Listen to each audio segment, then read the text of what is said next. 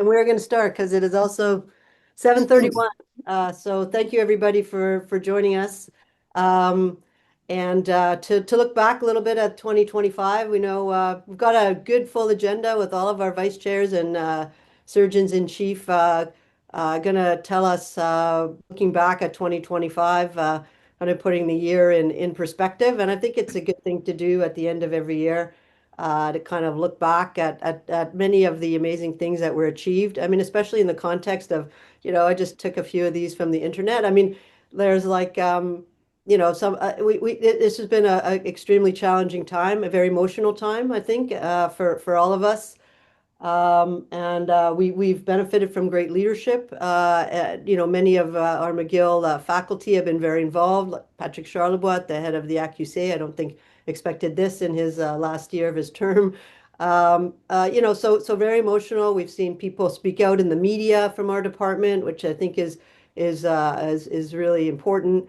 And so I think, but we have that in the background, and of course it's still ongoing, but of course it will be resolved. It leaves us with I kind of most, I think for most of us kind of raw emotions. But so I think it's all the more important to look back at some of the really amazing accomplishments of our department, and I think we can look back at pride with pride and in the support we've given each other and in the way we're still able to move forward and get our jobs done for our patients and for each other, for our students and residents, and in our research missions and innovation missions. So that's what today is going to be about. Very positive spin on the year, which I think is important. On December 18th. We start with, I'm just going to start with a little quick review of some numbers. The department continues to grow. It's quite a large department. Now we're at 342 in total. And this growth, a lot of it is in our affiliate sites as McGill expands its teaching sites because of the expansion of the number of medical students. But we've also seen recruitment for full-time recruitment, including on the clinical side. And Dr. Chaytor and Dr. Dimentberg will go through some of those, and I'll go through some of our amazing MUHC recruits. And I think when you look at that, and Professor Barralet will tell us about the research recruits. I think when you look at our amazing ability to recruit fantastic, absolutely fantastic new faculty. That's really the present and the future, and that's where we can definitely derive a huge amount of pride and excitement as these young people will continue to inspire us and move us in the right direction. So actually, almost all divisions have had very strong recruitment this year, and a very high number of very talented recruits. In orthopedics, Dr. Barimani at the JGH and Dr. Montroy at the JGH, Dr. Jason Corbin at the MUHC. In general surgery, we welcomed Olivia Hirschhorn, who came after residency in Winnipeg and fellowship at UBC, and Dr. Andrew McDonald in transplant surgery at the MUHC after fellowship at Mayo and residency in Edmonton, and Dr. Dimitra coming home after fellowship. We recruited in division of cardiac surgery after a long while. We're thrilled to have Dr. David Drilinski back at the MUHC after his training and then working at Western and at the SHIM. And again, welcoming home Dr. Stephen Hanley after working in the Outaouais for many years and really showing great academic leadership there. And huge, great recruitment in plastic surgery with Dr. Charlotte Jaloux at the MUHC, Dr. Miriam McDonald at the JGH, and Dr. Tyler Safran at the MUHC. So very exciting, amazing recruitment, and I think that's brings a huge amount of energy to the department. I want to really, I know a lot of this went around as emails, but amazing kudos to Professor Mwale, who was named as a James McGill Professor, and Professor Giulio Fiore, who was named as a Canada Research Chair. I think these are really amazing accomplishments, and they speak to the to the quality of the science in the Department of Surgery. Promotion, congratulations to two of our colleagues promoted to full professor in 2025, including Dr. Dan Deckelman, Dr. George Zagopoulos, who also moved to tenure track position after completing the FRQS cycle. So really great congratulations, Dr. Evan Wong and Dr. Stephanie Wong, both being promoted to associate professor, and Dr. Nela Goslan Papadopoulos, who's really a fantastic leader in the Outaouais, being promoted up to assistant professor. We also had some on the clinical side, some transitions, including some folks who have been with us for a while, including Dr. Weber, who's moved on to the University of Connecticut, Dr. Gilardino, who has his position at the Children's, but has stepped down as division director and from his clinical work here, and Dr. Heather Gill, who's moved on to Dalhousie. And so we have welcomed new leadership, again, new energy and new perspectives. So Dr. Josh Vorstenbosch has stepped up as division head in plastic surgery and doing a fantastic job and getting nailed with many, many emails these last couple of days. And then great, leadership shown in our program. Residency programs with Dr. Dino Zamet taking over in plastic surgery, and in general surgery, Senator Lieberman stepping down after 5 years or so, with Dr. J.S. Peltier taking over, Dr. Mathieu Rousseau as assistant program director, and then Dr. Allison Pang moving into as program director in surgical foundations. Dr. Tanzer is actually traveling, so I'm going to give his report of the MUHC OR activity. I'll go briefly. So basically, our main challenge at the MUHC, our main pain point, as for many of us, is that the needs of the population continue to grow, whereas our access has been, we were quite challenged with access, especially in the fall, especially at the Royal Victoria site. And we continue our strategic orientation, which is to really use all the sites that are available to us as strategically as we can, to aligning patient needs where we can safely and efficiently operate on patients. The main opportunities for expansion have come at Ville Marie, and we've expanded up, including to our 4 rooms a day, and including in programs like where we've expanded in general surgery, being able to provide some cancer care and orthopedic trauma, which has been a huge benefit to the emergency pressures at the MGH. And the concept is this will help us prioritize what cases have to be done at the RVH and MGH. But that's been difficult, challenging, and requiring a lot of changes to the schedule, and this has been challenging and difficult on everybody, I think. And we've had to modify our distribution of OR time to meet those access challenges. And I'll show this year, one of the big challenges will be our 1 year and cancer over 50-68 cases, where there's a fair bit of attention being placed on the MUHC.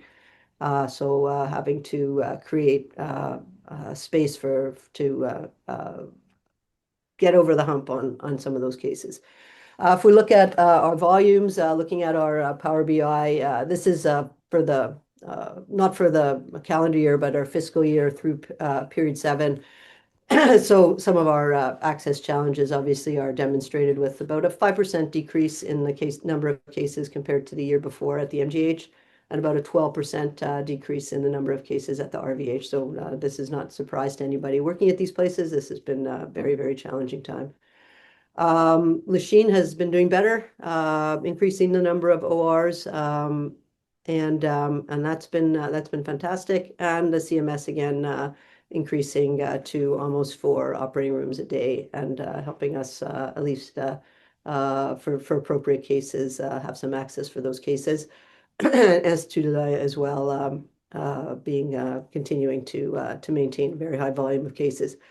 With those use of flex time and allocation, we've been able to actually try to keep our cancer wait lists under control, a little bit better control than last year, surprisingly, with all of, not surprisingly, but as you know, that's what we've had to do. And we're almost at the volume of oncology cases year to date compared to before the pandemic. if you take all of those things together, I will expect that actually with all of those adjustments that we'll probably be able to maintain our volumes overall compared to last year, which are actually which are above the volumes pre-pandemic. At the MGH, Dr. Aoud rolled out a new emergency case dashboard, and that's really, really helpful. I think most of us at the MGH use that all the time, and it will be rolling out at the RVH in a very short period of time as well. The push for us at the MUHC, main attention, unwanted attention perhaps from the ministry, is with our order cases. We're not doing great. Our surgical wait list overall is extremely high. It's a new homeostasis, but it's settled in at about 1,000 cases more than we had pre-pandemic. We have order cases for cancer at the Royal Victoria Hospital site. Our overall cancer wait list at 460 some patients. And the main thing that we're being paid attention to is our fact that although we were decreasing our order cases, this has stabilized and then kind of increased. And that's our main pressure for coming into these next few months. So creating additional time at the Ville Marie, we were allowed to open a fifth room, and hopefully they'll be able to staff it. And working on second offers and transfers, and some patients accept that, and priority booking for more than 9 to 12 months cases when appropriate. Good news is that through a huge amount of work at the Vic and great leadership, I'd say, in anesthesia and nursing, there will be some increase in OR access at the Vic in the fall, which is very welcome, of course.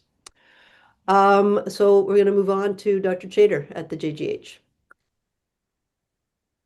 Morning, everybody. Happy holidays to everyone. I'm not going into as deep a detail that Leanne just went into regarding our surgery. I will give an overview of how we're doing. Next slide, Leanne. So our total number of cases, this is through period 12. So it's a month off of our total for the year. We've done over 9,000 cases at the main OR at the Jewish. We are running stable, 11 rooms. A lot of days we're getting to 12, and occasionally we're getting to 13. So our main problem, obviously after the pandemic, was nursing. Our head nurse in the operating room has been fantastic in terms of recruitment, and we've been able to recruit a number of nurses to our operating room.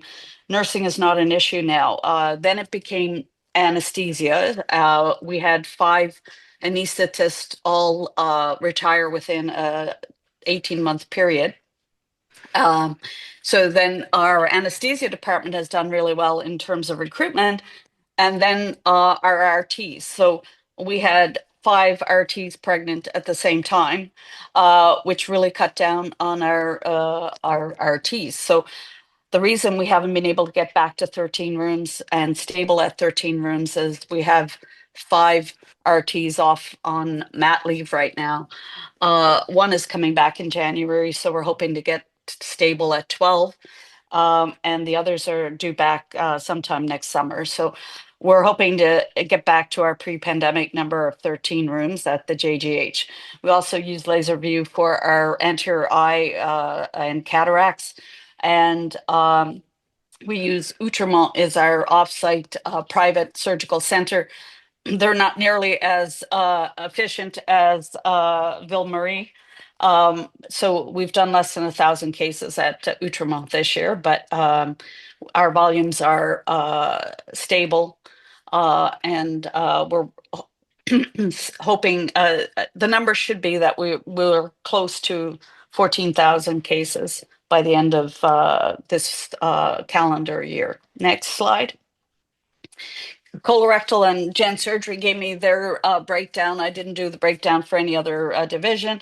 They had actually submitted it. They've done 565 emergency consults. Our emergency room still is the busiest one in the province. They're seeing over 300 consults or 300 patients a day in our emergency room. They've done 540 operative cases from these emergency room consults. That's colorectal. Gen Surge, it's 2,076 and a total of 2,010 operative cases. Total in their emergency cases, 792. We've done 536 elective breast cases, 128 hepatobiliary, and a general surgery elective 554. Next slide. We've had 2 retirements at the Jewish. They're on progressive retirements. Dr. Len Rosen took progressive retirement as of January of last year. So of this year, he will be fully retired in January of 2027. Dr. David Zucker, who's been the chief of orthopedics at the Jewish for at least 30 years. Took progressive retirement as of June of 2027, and he will be fully retired as of June 2027. Our new recruits, Leanne touched on them. Bardia Baramani he did his residency here at McGill. He did a fellowship in arthroplasty at the University of Toronto. He then went to Texas and was working in Texas for a couple of years and got recruited back into Dr. Rosen's PEM. And he's specialist in knee and hip arthroplasty. Julien Montroy did his residency at McGill. He then did 2 fellowships back to back at University of Miami, one in arthroplasty, the other in MSK oncology.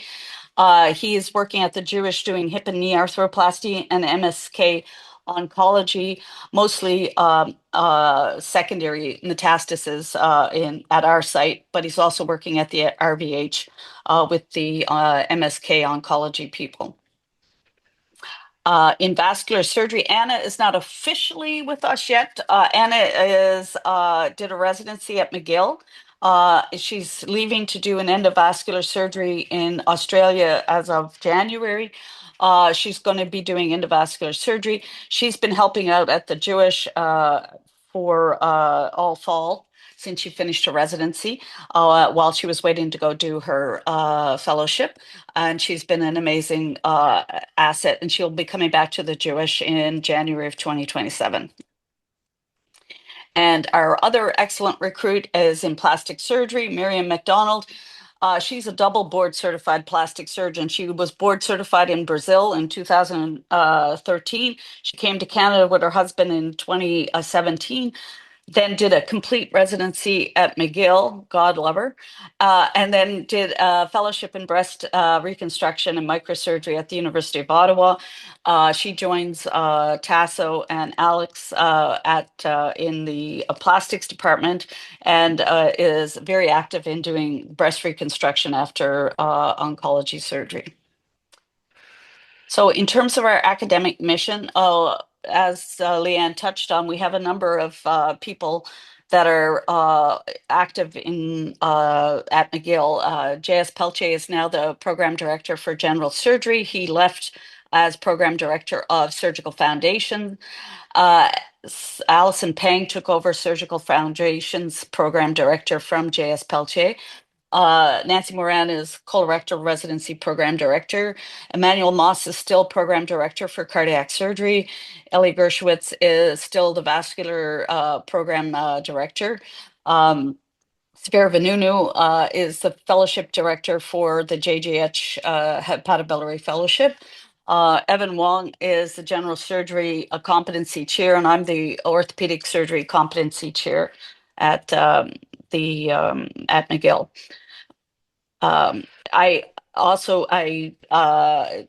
The assistant dean for UGME accreditation is Simon Bergman. He just stepped down, and there's an active search and selection committee ongoing for the new assistant dean. And then the assistant dean for the PGME accreditation is Gabby Gidaliscu. And I left off my slide. Shannon Fraser is the assistant chair for faculty life for the Department of Surgery. And I think that's it for me. Thank you so much, Ruth. Ron, go ahead. Hi, good morning, everyone. This is going to sound really boring by comparison. Can you hear me? Yeah. So this is Okay, I can go back to speak. Yeah, go ahead. this is the St. Mary's review. These are divisional chiefs. Nothing much new there other than 4 out of our 7 divisional directors are new, not in 2025, but in the past few years. Next slide. In terms of resignations, none at St. Mary's. We had across our CS, we had 6 surgeons who resigned this past year. Dr. Benet from LaSalle went private. Dr. Salim from LaSalle left, who was the site chief of surgery, left for medical reasons. Dr. Zaleh went private. Dr. Bowman, I'm not sure, to be honest. Dr. Ely went private, and Dr. Halabi went private. In terms of retirements, Dr. George Sejan, who has been the chief of ENT for probably close to 40 years, had a stellar career at St. Mary's, retired this past year. Next slide. In terms of new staff, as Leanne mentioned, Dr. Olivia Hirschhorn started with us in July of this past year. She is a McGill graduate. She did her residency at University of Manitoba. She did a colorectal surgery fellowship in Vancouver, and we're very happy to have her back here in Montreal. Dr. Manu Cherry, who did a fellowship in laparoscopic surgery, I believe, at McGill, going back probably about 10 years, is now part-time at St. Mary's. He's been working at Santa Cabrini for the past decade and is now working part-time at St. Mary's, mostly to help us out because we've had a loss of some of our staff in the general surgery department. I marked Dr. Marchicha, but actually, when I thought about it, she's been around for a long time, so forget about that. In terms of new staff outside of St. Mary's, Dr. Giuseppe Frenda just got hired in the past few months at LaSalle. He is a McGill graduate with a colorectal fellowship specialty. Dr. Omar Abuzar to replace another surgeon who recently left at LaSalle. Has been hired there. He's a general surgeon who's been practicing in St. Anne's Hospital in Gaspésie for the past 8 or 9 years. And Dr. Jonathan Doyon in orthopedics at the Lakeshore. Next slide, please. So we still have, we have 63 PEMs overall across our CS. We still have PEMs available in general surgery that we're looking to recruit over the next couple of years. And there is a strategic plan in place, working with Dr. Dimentberg to try to rebuild some of our breast oncology care, something that has been, I guess I could say, decimated over the past few years. And this is something that we would like to build up. We understand that there's long waiting lists at the 2 other McGill hospitals. We think that we can play a role in helping in that regard. And there's also 1 PEM available in plastics. We're looking to recruit a hand surgeon. In terms of news, not a hell of a lot. We are in the planning phase, working with architects and planning on an OR renovation. Our hospital is well overdue. You know, I've seen so many broken promises over the years that I'm hopeful that this is going to actually get accomplished while I'm still in practice. We're hoping for a 27-28 start date. Of course, once we start talking about money and funding, everything changes. But we have a solid plan in place to renovate 9 new operating rooms at St. Mary's. This past year, we won it's called a Prix d'Excellence de Réseau de la Santé Service Social for our reducing our carbon imprint in the operating room. And one of our anesthetists in particular has been a leader in recycling all of our paper from our operating room, and this has been recognized by the ministry. In January, we opened a new 3,600 square foot orthopedic clinic at St. Mary's, which actually was a really went smoothly and went from conception to opening in about 6 months, which is really quite remarkable for a public institution. Our St. Mary's Research Center is expanding under Dr. Megarichian, and February 2026, he's planning on having our first visiting professor at our research center, a general surgeon from Sunnybrook Hospital in Toronto, who is going to be giving surgical grand rounds February 12th, 2026, and that's going to be a first for St. Mary's Research Center. So that's an exciting new direction for us. From a surgical perspective, we do about 7,000 cases a year. We've been fairly constant this year. I would say our numbers are virtually identical to last year. We operate 7 rooms at St. Mary's. One ophthalmology works at a private CMS. They're the only surgical division that works outside of the hospital. So we've pretty much offloaded all of our ophthalmology to a CMS. We've expanded our use of double arthroplasty rooms this year, where we have those surgeons that have the stamina to do so, can work in 2 operating rooms simultaneously.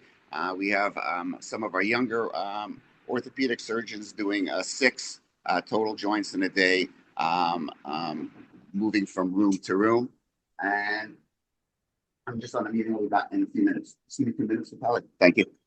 And other than that, we have a very close working relationship with our CEO, Cinda Heward, who's been with us for about 20 years, has retired. She just won the Philanthropy Award for the City of Montreal. She had a presentation to that effect about a month ago. Our new CEO, Nadia Wendowski, started in July, and we have a new DSP, as most of you know, Louise Marner, who was the previous DSP at the Jewish.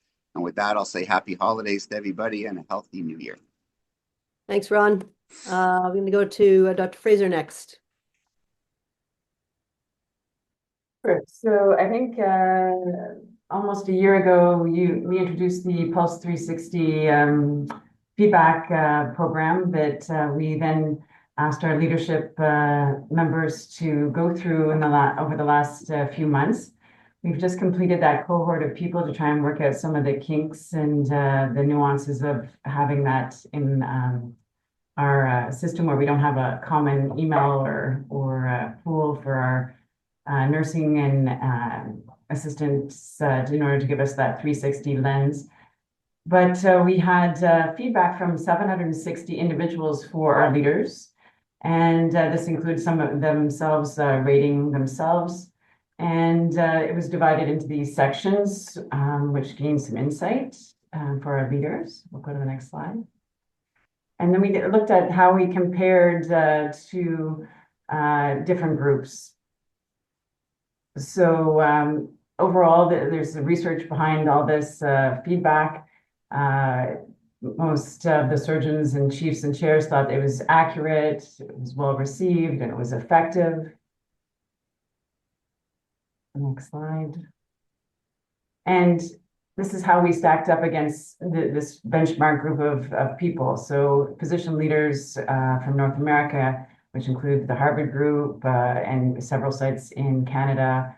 The benchmark norm was about 70, and we scored slightly higher, which is good news for us.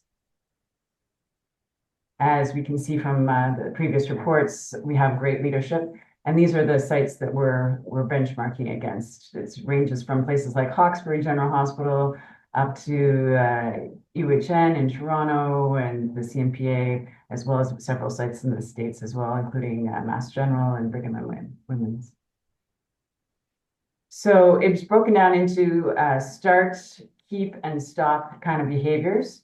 For our leaders, the top 3 themes that we needed to start doing was improving communication, teaching and supporting staff, and increasing accountability. So we get the numbers as well as the comments from the people that are evaluating us. And this is an example. I'm going through this because we're going to ask you all to participate in the coming month. The next slide, please.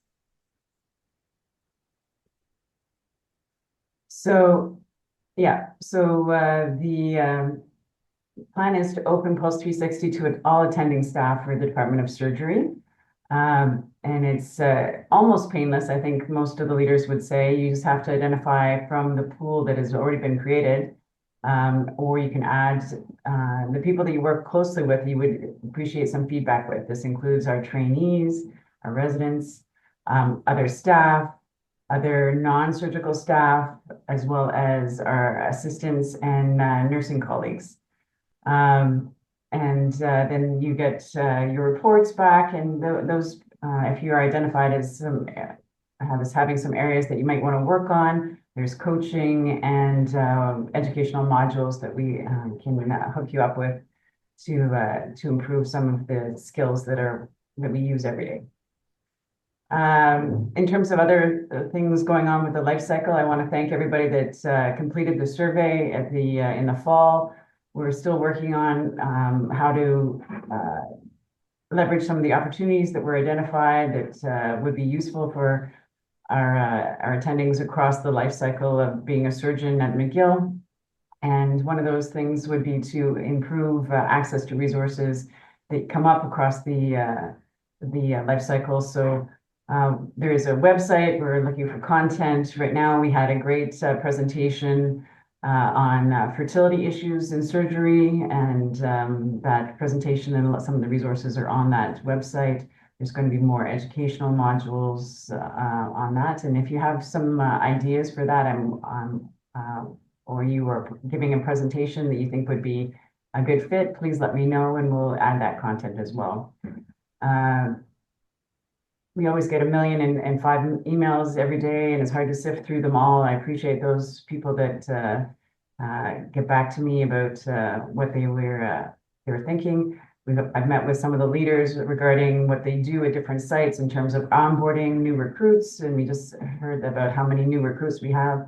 I think we need to highlight what we can communicate to our new recruits, as well as the opportunities as at the other end of the spectrum in terms of retirement planning and how all that fits into what we do on a day-to-day basis just to get through the day and get our patients seen. That's my report. Thank you very much, Shannon. I'm going to go to Professor Haglund next for mentorship. Good morning, everyone. Next slide, please. So I will give a very short or brief summary of the survey that Dr. Fraser just described, that many of you took part of.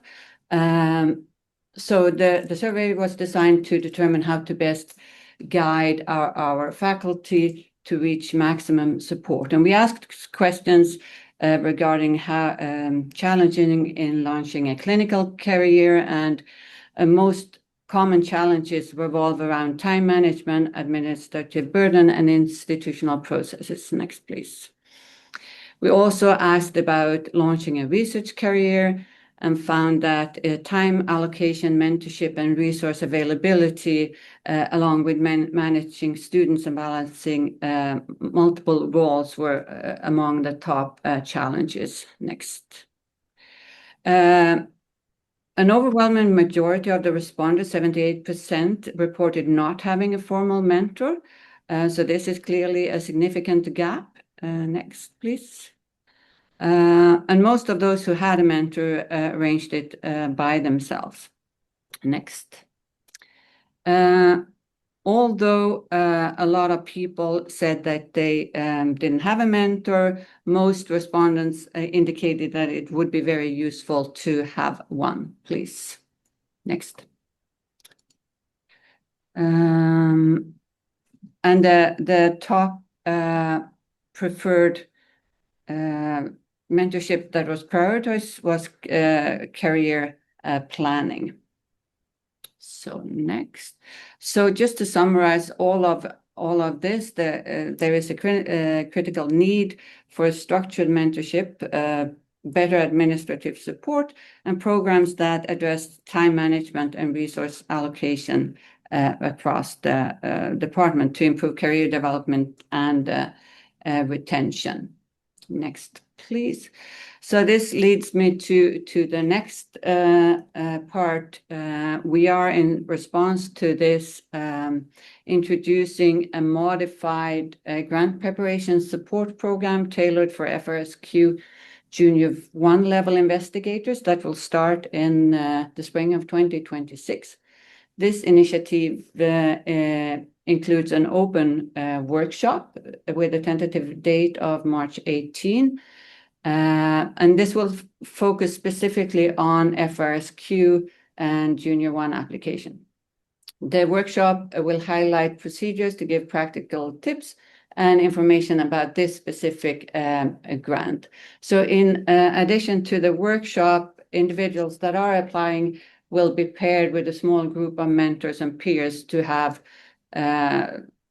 successful and navigated a process in the past. And these groups will be organized by research background or interest, and they will meet 2 to 3 times during the process. So if you're planning to apply, please join the workshop, and please reach out to me so we can start to set these groups together.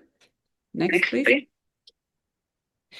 So we've also been working on the self-evaluation and performance process, and to clearly distinguish the 6 job profiles that we have within our department. Next, please. So these are the 6 that we have. Next, please. So the format will be in the beginning very similar to what we have right now, with general information and last year's goals being pre-populated. You will have to upload your CV and summarize your achievements as in the past. Next, please. And there will be different evaluation domains. So teaching, clinical contribution, research, and administration will have expectations according to the job profile that you identify yourself with. And then consulting and professionalism will be the same for everyone. And it will follow the regular McGill 6th grading rating system. Next, please. That was it. Thank you. Thank you so much, Lisbeth. Dr. Vassiliou, education. Yeah, good morning, everyone. So I'll just give you a little brief update. So as many of you may recall, last year in 2024, we held a department-wide education retreat. And essentially, the sort of main goal that came out of that retreat was the development of this division of surgical education. And so a lot of our work this year has been in terms of developing this sort of new entity. And I want to really just acknowledge this steering committee, or we've met on a very regular basis. So, of course, Justine, Carol Wissa is a graduate student who we brought on board, and she's been really instrumental in helping us to sort of keep things moving forward. Miriam Wagner and Carlos Gomez, also from the Institute of Health Sciences Education, and David Drulinski from Cardiac, and Mark Tufik from ENT.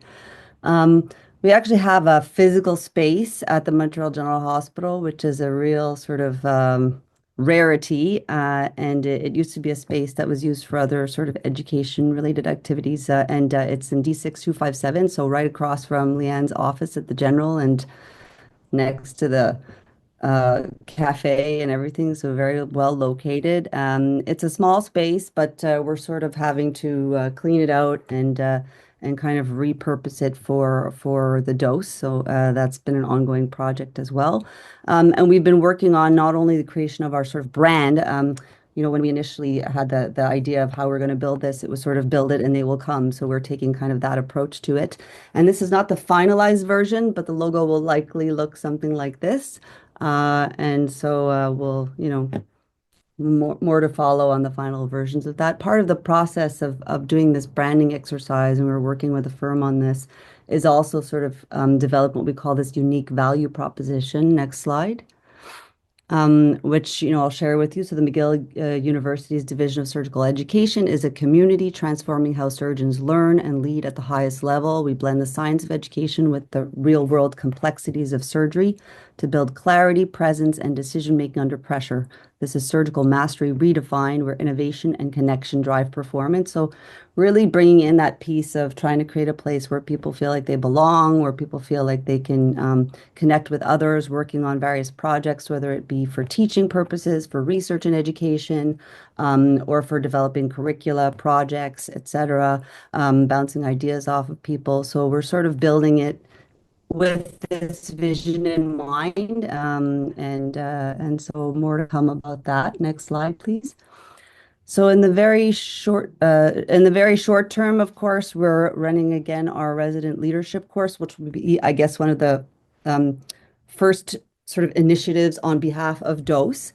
We did give the course last year in collaboration with Des Hotel Management, and it was a very well received. The feedback was excellent, and I think that the participants really benefited from it. I'll give you a few more details in the next slide. But another thing that came from I think Leanne's initiative, but we'll be taking care of that also on behalf of DOSE, is to really try to enroll all of the surgical residents as members of the American College of Surgeons, because there's a huge vast array of resources for residents in all different subspecialties that I think we're probably underutilizing. So we're going to help um, help residents take advantage of those resources. So more to come about that. We'll probably be reaching out to your programs to get information. So please answer our emails. There will be an official DOSE launch event, and the date has been set now for June 4th, 2026. So please mark your calendars. It'll be a sort of a 5 à 7 type event where we'll sort of bring together people and try to gather ideas about what some of the other new initiatives for DOSE should be. And in addition, of course, we'll be developing, once we have sort of the branding set up, developing our website, which we're hoping will be not just for informational purposes, but a functional website that may eventually include ways that you can log your CME activities that are related to McGill, maybe develop your teaching dossier, other things that might help you in the education realm, as well as connect with people doing research, etc. And of course, we will also be launching on behalf of DOSE a version of the STAR course that Dr. LaChapelle had given in the past in terms of learning how to teach in the operating room. Will probably be one of our initiatives as well. And then just developing really some ways for both program directors and undergraduate leadership to sort of come together and support each other, share common ideas, break down some of these silos, which is something that had come up as well in our retreat. And I just want to put in a plug out for this that Dr. Chaytor mentioned that Dr. Simone Bergman is stepping down, and there is an active call out now for applicants for a UGME program director and clerkship course director. It's one position, but please send in your applications ASAP. The deadline is in a few days from now. And final slide. So I just wanted to give a little bit more information because the applications are also open for this course. So program directors can nominate their residents, senior residents, or fellows to participate. There's going to be 4 modules that are being held on Thursday evenings. Leading yourself and others, listening to understand, collaboration and teamwork, and communication skills for difficult challenges. I'm sure we can all relate to all of these topics that are very relevant to the world that we work in now. So please encourage your residents. They can apply. Residents and fellows can apply themselves, or program directors can nominate them. So please do that. And I'm grateful to have this opportunity at the department level. And I wish everybody happy holidays. Thank you. Thank you, Melina. And we're going to close up with Professor Barralet, his report on our research activities this year. Thank you, and good morning. If I know you're all multitaskers, so I have one other mission here, which is to kind of double the number of followers we have on our YouTube channel. I'd like you to take out your cell phones, please, and follow that QR code and subscribe to our YouTube channel. If you need to run, take a screenshot, and if you're going to stick around, then it'll come up again. Next slide, please. Louis Nicolas Veleux is not really new, but he's actually in the McGill system now, so we welcome him in. Next slide, please. And in urology, we have a new hire in researcher, Eva Michaud. Next slide, please. We have some retirements and leaves this year. Maria Petropavlovskaya left after 30 years, I think, of working with in the Jewish with Lawrence Rosenberg. Raul Gary has moved on to Toronto, and Sharon Turner, after nearly, I think, 40 years service to McGill, has left the administration of the graduate program. We had some successes in the FRQS awards, thanks to eSIM, which Dr. Haglund explained has evolved into a new program. Anthony Bosso, Ipshita Prakash, Joanna Prisball, Jonathan Spicer, and Nizan Campo. Congratulations to you all and good luck with your programs. Publications, 654 publications this year versus 605 last year. Next slide, please. There was a slide showing that's this year-on-year increase, and the surgery is the 7th most published topic in the whole of McGill. There it is. And that's a big deal because sexier things like AI and biomedical engineering, they're like 50th most published thing at McGill. And you can see the 4th one there, oncology, also surgery, very active. So we're pumping out about somewhere between 6 to 10% of all of McGill's research output. Next slide, please. So funding is on the way up. It's not a fully accurate number, but give or take 10%, we're in the right ballpark, and there's no major threats to our income. We had a surgical and interventional sciences open day in an attempt to improve recruitment in March 27th this year. It was great. I think we had over 100 McGill undergraduates interacting. It's very rare that people can interact with us directly. We have another one coming up, so mark your calendars, March the 19th this year. And it's a great place for people to find out about residency as well as our graduate program and the MD PhD program. With regards to numbers, we have a bumper crop this year, so it obviously worked having our open day. We've hit 122 for the first time ever. We're in triple figures in terms of graduate students in our program. PhDs are up, and a huge jump in the number of masters, mainly because the non-thesis masters as our kind of no stipend recruitment strategy is working very well. There should be some comparative numbers in there if you're interested to see how we are growing. Next slide, please. We have kudos to some of our graduate students. They were nominated for an award for their work on reducing energy consumption in the operating rooms at the Glen site. They were at this Envirolis Awards Gala. Why is that significant? Because they were the only A, students, and B, people from the public sector at an event that was otherwise exclusively attended by members of the environmental and waste control industry. So we were kind of an anomaly, and they did really well to be nominated.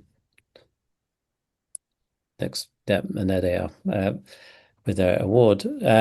We threatened this time last year that we would be opening SUPER. SUPER is the Surgical Performance Enhancement and Robotics Center, which I shortened to just the Robotics Center. It opened in April this year. We already have 2 postdocs, 5 PhDs, 9 master's students. That research has resulted in 2 FDA approvals, which is probably McGill's record as well. This is run by Dr. Hushia and Dr. Feldman. Next click, please. And if you don't know, that's in the research wing, which is now called the Dr. Phil Gold Pavilion at the MGH around the back in the car park. The SUPER was recognized on a provincial level at the Prix Hippocrate, which is held at the Old Stock Exchange, which is a pretty impressive place. And they won the award in the category of transformation in healthcare.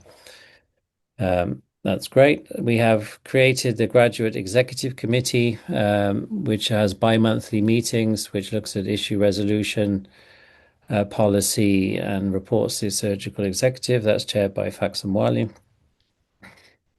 If you remember, this is our strategic plan. We have pillars: surgical outcomes and quality, regenerative medicine, surgical education, oncology. We are committed to that plan. And next slide, please.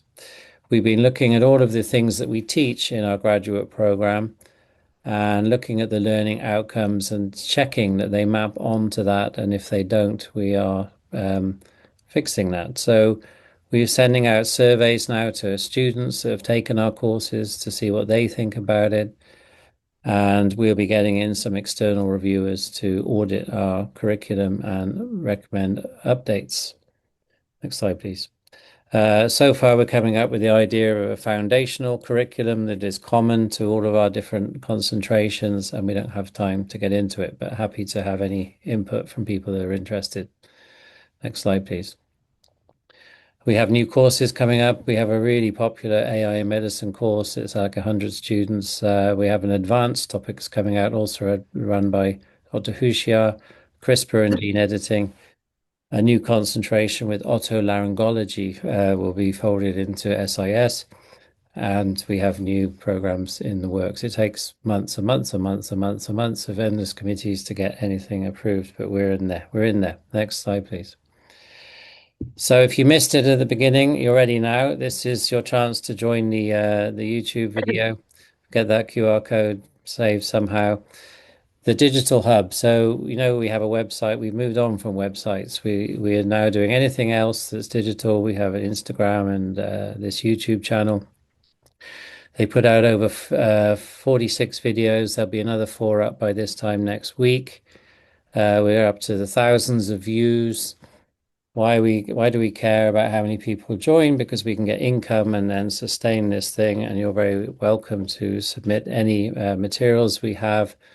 We have a team now that can convert any recording, including this one today, will be cut up into little shorts and put out on YouTube for the highlights.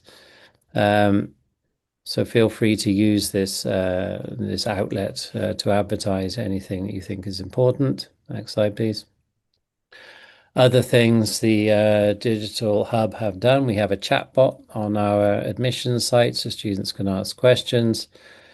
We have a LinkedIn site that's very, very active, and we have an ebook which makes it very easy for us to change without having to go and fiddle with our websites, and that's coming out for 26, 27.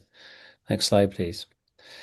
There was a thing at McGill called Gradsaroo, which is the first time McGill wondered how students were enjoying their graduate research experience at McGill.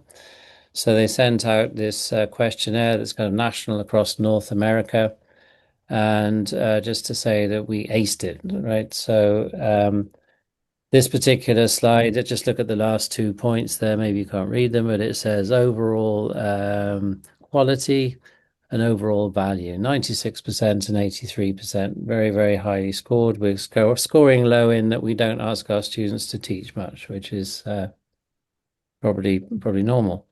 Next slide, please. We also did extremely well in equity, inclusivity, and diversity in the 90s for everything. And next slide, please. Here's another one. Faculty members give me reinforcement for my accomplishments. You see this yellow dot, hopefully. That's where we are. The other yellow dots, they're the other graduate programs at McGill. We're like at the top in everything. So I think it's time that we give kudos to the SIS graduate program team who work tirelessly with extremely challenging conditions, led by Professor Mwali, Micha Hun, Laura Epure, and Sharon Turner. Please turn on the claps, Dr. Feldman. Okay, next click, please. There you go. Excellent. Hey. Last thing, there's some free money coming finally from the government to try and support all of these students. If you have any students coming and they've registered to come, you can nominate them to receive one of the Canada Impact Plus Research Training Award, where there'll be 600 doctoral awards scattered over 20 universities in Canada, and we might get a few of them. So you're encouraged to nominate those people. There'll be emails coming out. Also, postdocs. We have a lot of money for postdocs, and it's NSERC, so it's in the health and biotech sector as well. That just leads me to wish you all the best for the holidays, and thank you very much. Thank you, Jake. So we're going to close off just by thanking our administrators. They've had a very tough year themselves, with Justine now not only running our group, AAC6, which is surgery, ENT, critical care, and anesthesia, but also medicine and something else in number 7. So really, I think half of the departments in the faculty under Justine, and a lean group of administrators who really keep the lights on. So we thank them very much. And of course, in my office, Stephanie Branco at the MGH, and Maria, who continues to help out as well. And you can always come and get some candy.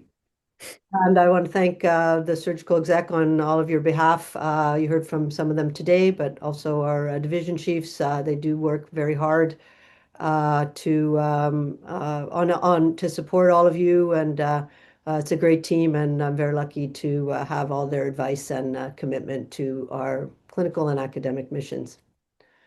If you're looking for some holiday reading, you got 2 great things this week, the Square Knot edition, and thank you to Carolina and to Dr. Taba, who would be very happy to pass on the Square Knot to someone else in the editor role, but has continued to do it for us. So thank you, and our annual report as well. So if you're looking for some light reading here, you won't have to look any further than this.